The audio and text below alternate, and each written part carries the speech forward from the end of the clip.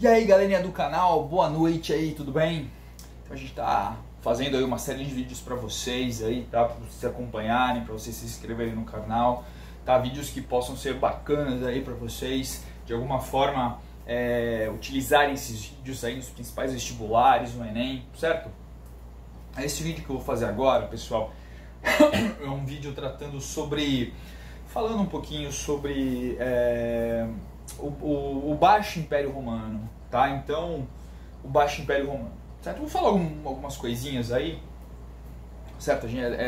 É também importante a gente falar, né, a respeito desse contexto aí, tá? Um vídeo que serve aí para vocês, né, para os principais vestibulares. Então, vamos falar um pouquinho desse momento aí. Pessoal, Baixo Império Romano, certo? É um momento aí, é a fase final, certo? Fase final de Roma, tá? Fase final, tá? Vamos falar de algumas características desse momento aí, tá?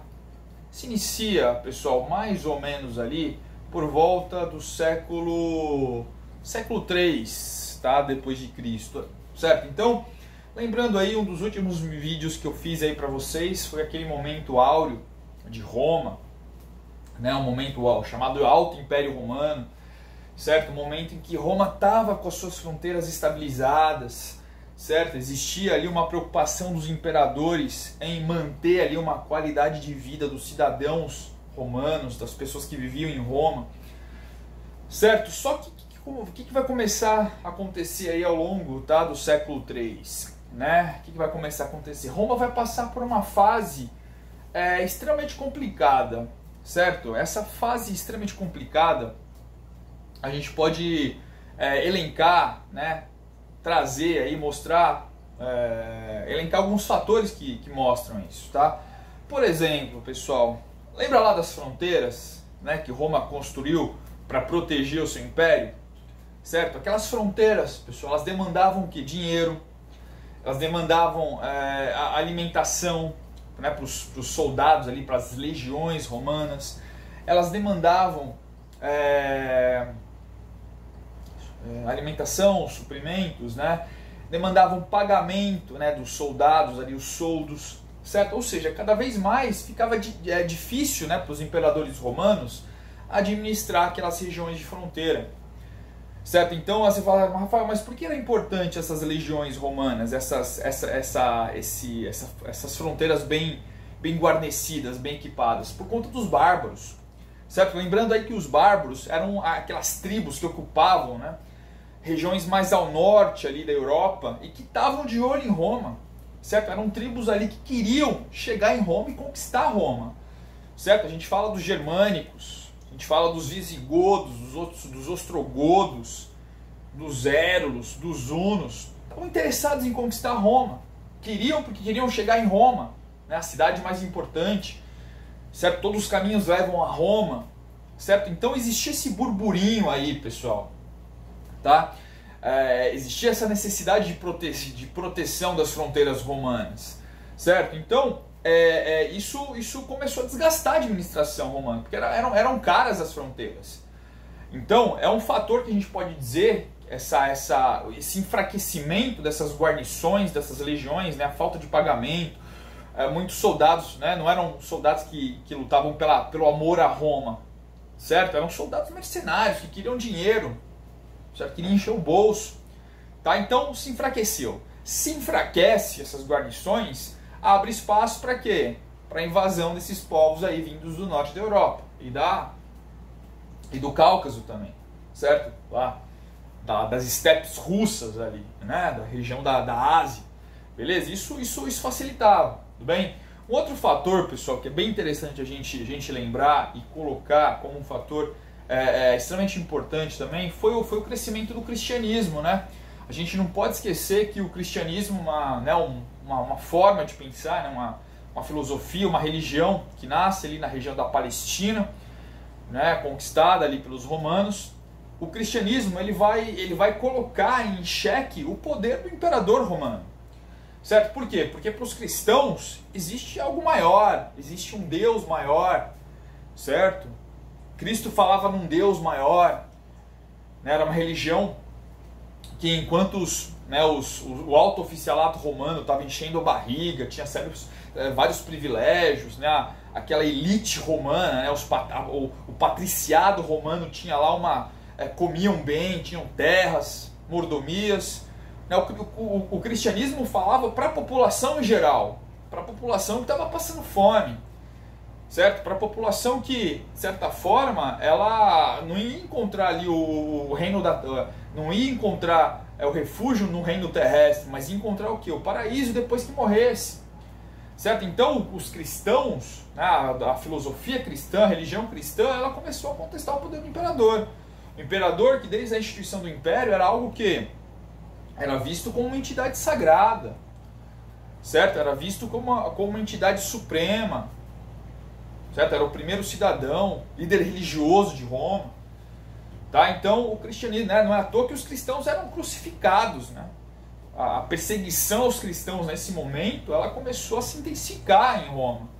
Certo? Depois, alguns imperadores que vieram no final, né, o Constantino, com o Edito de Milão, que deu liberdade de culto lá para os cristãos. Depois o Teodósio, né, com o Edito de Tessalônica, já vendo que não existia mais a possibilidade, né, de conter o cristianismo, transformou o cristianismo inclusive na religião oficial do Império Romano, mas não tinha outra solução, certo? Então, qual que era o ideal ali dos imperadores? Ceder, né? Cederam ali ao cristianismo, mas enfim, no início os cristãos eram perseguidos, né? Perseguidos e crucificados, que era um ato romano, certo? Pegar os bandidos, né? Os estupradores, os ladrões e crucificarem, e os cristãos também crucificavam, colocavam os cristãos no Coliseu também para lutarem lá contra os leões, contra os tigres, certo? Então era muito tenso. O cristianismo começou então a abalar esses pilares aí dos romanos também,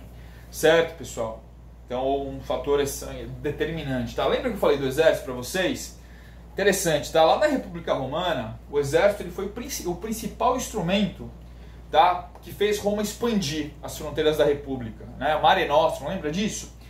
No Império, o que vai acontecer? O exército ele já não tem tanto esse poder, certo? Então o que vai começar a acontecer? Eu estava falando, né? As guarnições vão se enfraquecer. Só que tem outro detalhe. Se não tem exército se fortalecendo, se não tem exército se expandindo e protegendo e ampliando, né, o número de prisioneiros, não tem escravo. Lembra que a base de Roma antiga eram os escravos? Pois é, se não tem exército se fortalecendo, se não tem expansão feita pelo exército, não tem escravos. Se não tem escravos, não tem produção de comida, tá? Ou seja, crise de fome, crise alimentar em Roma nesse momento, pessoal, certo? Então o que vai começar a acontecer nesse contexto, né? Os colonos, aquelas pessoas que viviam nas cidades, vão começar a voltar para o campo, certo? Ou seja, vai faltar alimentos, certo? Quando essas pessoas voltam para o campo, a gente fala que elas começam a fazer uma série de acordos lá com o dono da terra, que é o patrício, é o regime do colonato, certo? Uma das bases, inclusive, é do sistema feudal, tá? Então, colonato, né, essa espécie de aluguel aí da terra por parte do colono, com essas relações de fidelidade, ou melhor, essa relação de aluguel, né, com relação ao dono da terra. Tá? Então o colono ele vai e aluga a terra, ele arrenda a terra para poder plantar, só que esse aluguel está dentro da terra do senhor ali, certo? Depois viria a se tornar um feudo aí, né? A gente vai falar depois com relação ao desenvolvimento do sistema feudal lá na Europa, né? Na Europa central. Entendeu isso aí, pessoal? Então Roma está vivendo um período complexo, né? Complicado na história de vida aí, tá? Na história da vida da instituição do Império, né? Certo? Então é um momento então que alguns imperadores, o Constantino, ele vai dividir Roma em duas partes, né? O Império Romano em duas partes, tá? Você divide, você melhor administra. Tá? O Império Romano do Ocidente e o Império Romano do Oriente, certo? Então o Império, para que dividir? Para melhor administrar, certo? Só que o que aconteceu? Por mais que houvesse essa divisão, por mais que houvesse tentativas de melhor administrar, Roma não consegue suportar essa pressão externa dos bárbaros aí, tá? Detalhe, pessoal, Bárbaro é todo aquele que não fala o latim, tá? Todos aqueles que não falavam latim e eram considerados pelos romanos inferiores, certo? Então eles eram considerados inferiores pelos romanos. Então os bárbaros começam a chegar em Roma, né? Começam ali Roma começa a ter as suas fronteiras invadidas pelos bárbaros, tá? Aí em 476 depois de Cristo, o Império Romano do Ocidente vai cair. Certo? Fala assim, Rafael, Roma cai, o Império Romano cai. Cuidado, viu? É o Império Romano do Ocidente que vai cair, tá? Que vai sofrer as invasões dos bárbaros ali, tá? O Império Romano do Oriente, né, o Império Bizantino, vai durar aí por mais 1000 anos, certo? Vai cair só em 1453 lá com os turcos otomanos, com a invasão dos turcos otomanos ali, certo? Ali na região de Bizâncio, ali, tal, atual Istambul, beleza? Constantinopla, que é aquela região ali mais a Oriente, ali, no Oriente Médio ali. Tudo bem, pessoal? Então não esquece disso aí, tá?